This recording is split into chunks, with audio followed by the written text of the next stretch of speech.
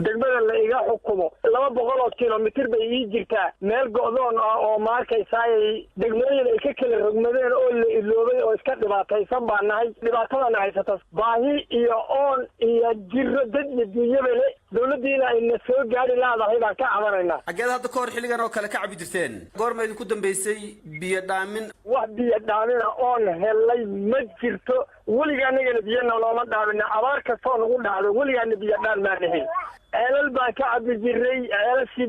laba roob ma roobin biyo waan ka aanahay ceelashii waa biyo la-aan berkada nooma qodno dhibaatadana haysato waa abaar laba jirsatay wax dawladda oo naga soo caawisayna ma jirto degmada annagana waa la hadalay waxba inayma kari karayna dheheen kama warniina waa la caabasada waa gaarsiinay waa aagaas oo dhan soo maaha aaga dhibaatadani ka taagan tahay ee keliya idinkuma aha tuuladiina keliya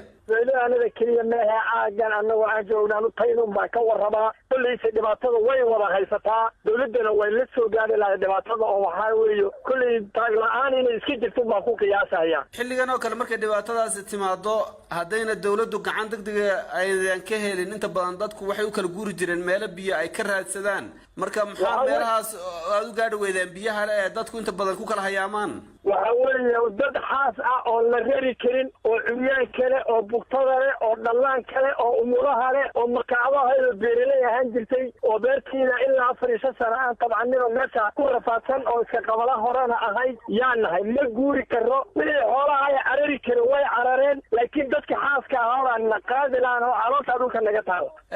abaar horaan marnay oo inta badan loodii deegaankaas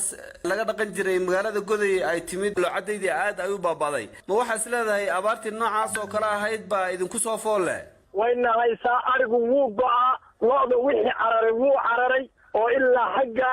soo nafdheer buu cararay annagu soo goday xagga cilaan baan soo jiraa